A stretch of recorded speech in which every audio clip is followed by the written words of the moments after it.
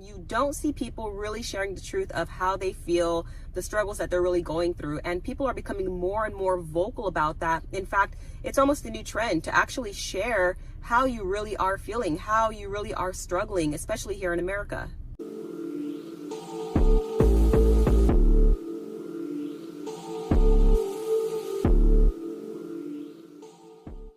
Trust you in Yahuwah forever, for in Yahuwah is everlasting strength.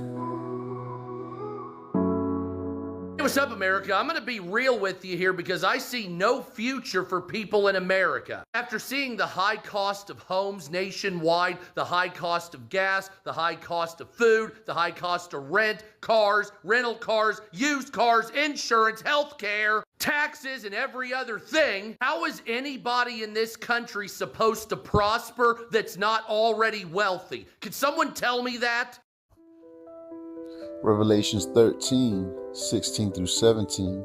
And he causeth all, both small and great, rich and poor, free and bond, to receive a mark in the right hand in their foreheads, and that no man might buy or sell, save he that hath the mark, or the name of the beast, or the number of his name.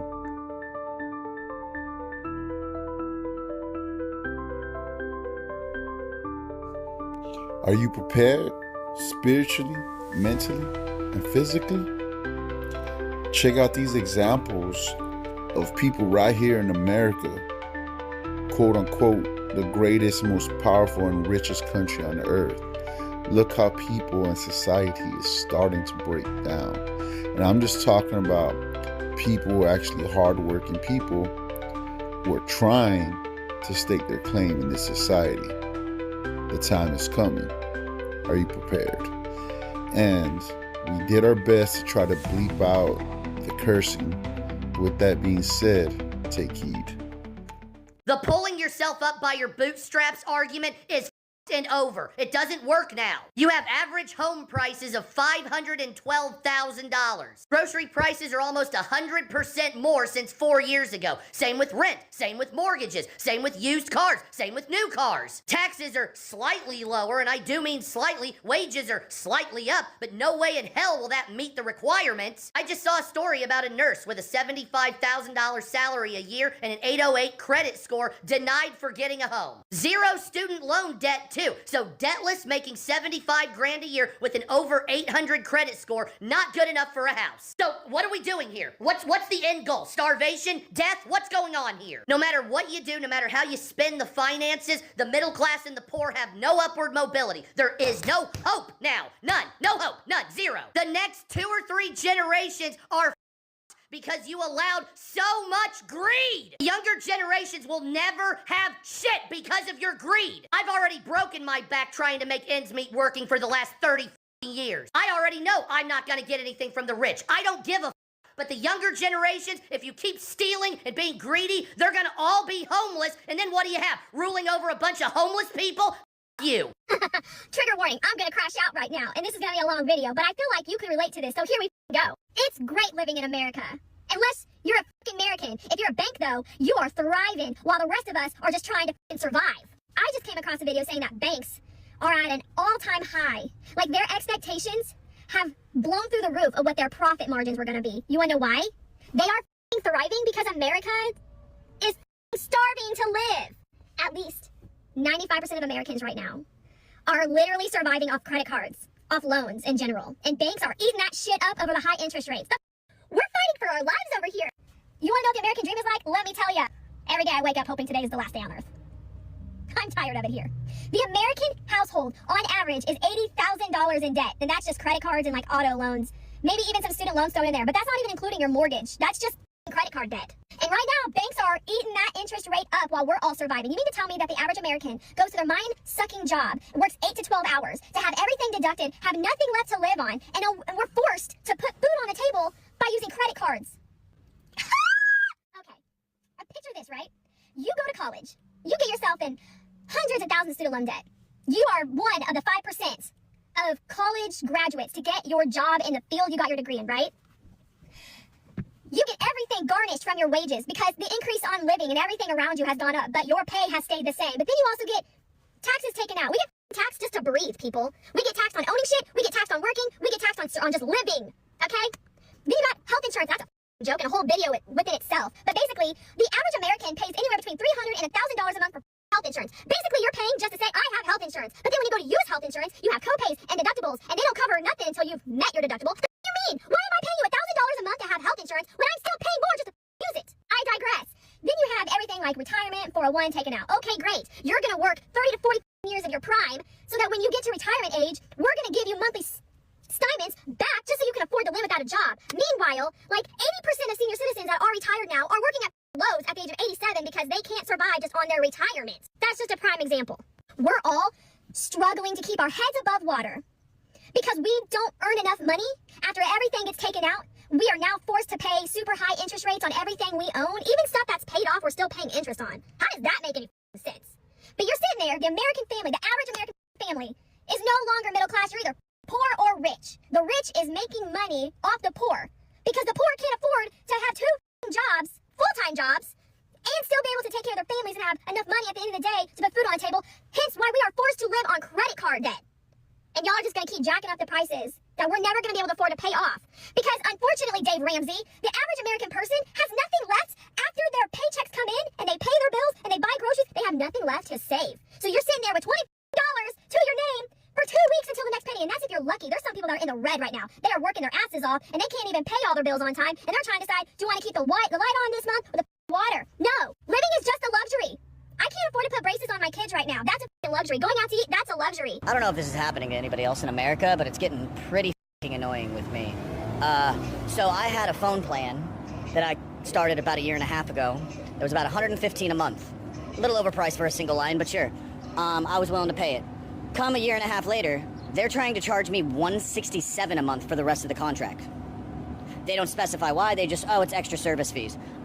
I'm sorry. $47 more in service fees a month I have to pay? That makes no. And then I literally go to my auto insurance, which was quoted to me when I first started the policy, which was a 6-month policy, at $311. $311. It's way overpriced, but I drive an Audi, so what the ever. I guess I'll pay the $300 a month for insurance. Then I go back to my policy, and they're telling me I owe $374 a month for the remaining 3 months. Extra accrued service fees. My storage unit used to be $97 a month for my stuff. It is now $145. They raised the price on the contract and on the agreement that I made with the company. This is the same with the insurance company. This is the same with the phone plan company that I'm putting this video on. When are we gonna get sick and tired of corporate America taking our money? I'm getting real sick and tired of this. This isn't even like a political view on left or right side or anything like that. I'm sick of America stealing from its citizens. I'm sick of corporate billion-dollar conglomerate oligarchies that continue to throw little fees and fines on us like we owe it, like we have to force ourselves to pay because they contractually keep us in a contract. It's getting old. How did my bills go up over $400 in the past month from accrued fees? They can't even specify why those fees were raised. We need to hold these people accountable. These CEOs, CFOs, these owners of these corporate businesses. Billion-dollar wallets packed. All these rich, horrible people where it's like, well, they earned it fair and square. Yeah, by people over and ripping people off. Accrued fees, fines, and until their pockets are so lined, they don't even know what to do with their money. While the rest of us sit here and struggle and feed off of breadcrumbs on the ground, going, it's the government, it's the Democrats, it's the Republicans, it's everything else but exactly what corporate America is standing for right now. They don't give a about us citizens. They only give a about their company, and they just want to sit there money hungry, just shoveling their face full of our money. So I'm being evicted from my apartment. Yeah, let's talk about it. So I live in a part of Florida. I mean, Florida itself is disgusting, but I live in one of the worst parts of Florida. And there's nothing here. And for the past year, I have financially struggled to the point of mental insanity. I have been stealing my groceries. I have been basically stealing anything I can just so I can survive. I'm like a little squirrel. And the stress from the financial instability has made my bipolar symptoms come back up. Oh no! So now they want me to medication. I didn't need to take medication for 4 years, but now I need medication. So I'm getting in my car, I'm driving to my mom, and we're gonna live out of our cars, we're gonna camp, we're gonna save as much money as we can, we're gonna get vans. I'm done living in this system. I will forage for my own food if I have to. I'll kill animal if I have to. I'm done being part of this rat race. This society is not normal. This isn't normal, okay? So, I don't normally ever come on here and post anything except of my dog because he's absolutely gorgeous. But, I am extremely frustrated being a full-time employed person living in Florida and not being able to afford to live. I have spent my whole day off trying to find a, more affordable place to live because I can't afford $1,300 a month in rent and then a $650 car note and then $300 in insurance and then you got utilities and it's just it's either I eat or I pay my bills and then even then it's like, okay, well, which bill's gonna be late this month? And I'm so sick of it.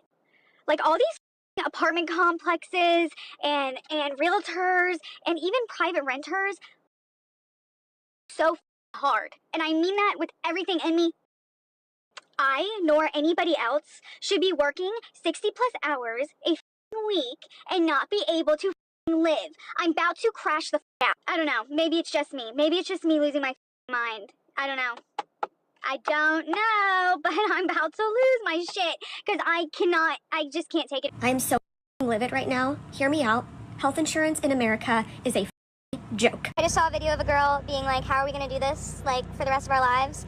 And I just have to say, low-key, I feel like a lot of young people right now in the workforce, I see comments all the time that are like, I'm betting on the world to end. It's like, yeah, me too. Like, how up of a economy, of a society, of a country are we living in right now that your young people, your new to the workforce young people, are basically like, we basically have like ideations because we don't want to do this forever. There's no reward for our work anymore. What's the reward?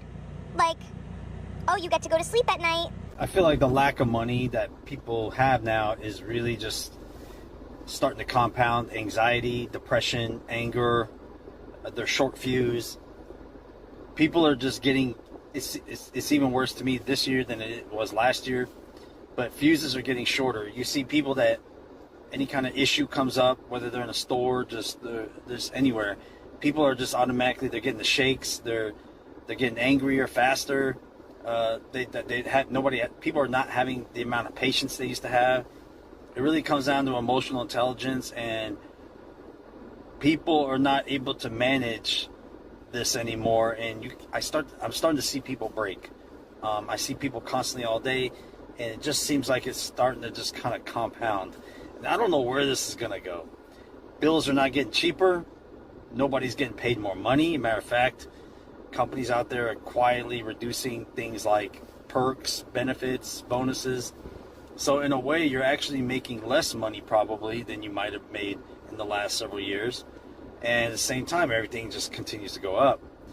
The aggregate numbers, I bet everything put together, you're probably almost double your expenses that you were before COVID if you add up every single bill you have.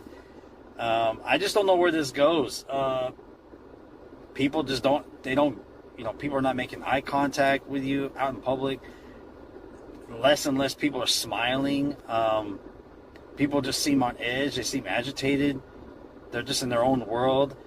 And it's like everybody's got their brain on a hyperactive thing, about stress, about money. And man, the lack of money is just going to break people.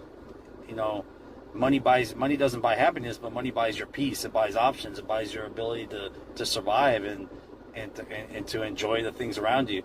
And if you ain't got no money, well, everything else around you crumbles. And man, I don't know, man, but people are just getting less and less pleasant to be around, and they're just getting more agitated. Matthew 24:12, and because the iniquity shall abound, the love of many shall wax cold. We've already seen riots. We see the prices driving people crazy, and just saw how society is starting to break down. I'm telling you right now, if we have not lived frugally for years, if we haven't been making certain financial decisions like we have been, we would be in a lot of trouble right now because things are just really hard in the economy. My husband has been a proponent of staying debt free, of living well below your means for many years. And it was so hard for me to get on board with that in the beginning. And I'm just so glad that I did, because I don't know right now how we'd be making it. It's so hard. It's really hard. And many people are still blinded by the traditions of man. But in Matthew 24 and 37 through 39, but as in the days of Noah were, so shall also the coming of the Son of Man be. For as in the days that were before the flood, they were eating, drinking, marrying, and giving in marriage until the day that Noah entered the ark, and knew not until the flood came and took them all away. So shall also the coming of the Son of Man be. Proverbs 8 and 32. Now therefore hearken unto me, O ye children, for blessed are they that keep my ways. Matthew 24 and 46. Blessed is that servant who his Lord, when he cometh, shall find so doing. All these things are because we're not keep the commandments of the Most High.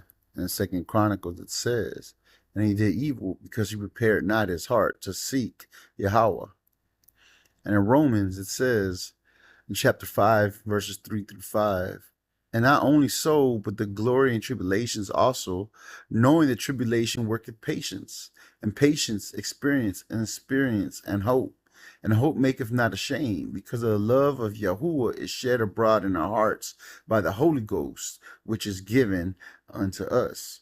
And with that being said, Mishpachah, Shabbat Shalom, to all who serve the Most High and the testimony of Yahushua HaMashiach. Stay strong, for tribulation is at the door. Shalom from 1412 and things that we continue to do to live a very frugal life is we cut back on eating out, we cut back on our food costs. So if we can't afford certain luxury items, we just don't get them anymore. And sometimes we do want to splurge a little bit if we have a little bit of extra money, but otherwise we really try to just cook from scratch. Don't buy brand name things. I mean, we really try and just stick on a budget. Things that I've done before is actually just take out money from the bank and put money in little envelopes, and I'll budget to say, okay, this is the food budget for the month, this is the entertainment budget for the month, so on and so forth. But just cutting back on food. We also really cut back on any type of subscriptions, which everything is like a subscription service now, almost everything. But really cutting back on those because it adds up. $10 here, $15 here, $5 there, $50 here and there. Sometimes you'll download apps on your phone and they'll have a subscription service and it'll just renew and you forgot to cancel it. Things like that. I mean, really just watching out for that. For entertainment, we try and do as many free things as possible. So we love going on walks, that's free. We love seeing what type of events the city might be putting on. Just anything like that, anything that's low cost. If we're going to the movie theater, we're going when we can pay the cheaper prices. We're not going like on a Friday or Saturday night. All those little things add up, and those are things that we've been doing for a long time. And then when we need things, we really look for used items. We'll go on Facebook Marketplace, we'll look on Craigslist, we'll go to thrift stores, even though thrift stores are getting more expensive now too, right?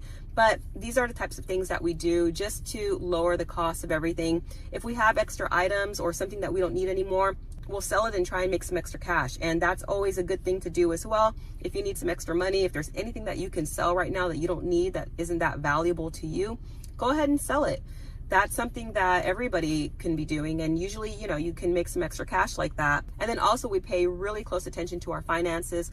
It's important to track all the dollars that are coming in and coming out of your account, because that's when you're really going to see if there are some extra things that you can cut out. Because at this point, I think it's really important for everybody to try and live as frugally as possible. And that's just our mindset. Other people think that they shouldn't have to live like that. But that's been our mindset, and it's done well for us for many years. And again, I'm grateful to my husband because I was a super spender back in the day. I mean, I would get a paycheck from work and then the paycheck was gone. I was spending it after bills were done. I did not have the mindset of trying to save anything. I wanted to get clothes. I wanted to take the vacations and just spend all the money. You know, I might save a little bit, but then it was saving it to spend on the next big thing that I wanted to get. Trust ye in Yahuwah forever, for in Yahuwah is everlasting strength. Trust ye in Yahuwah forever, for in Yahuwah is everlasting strength.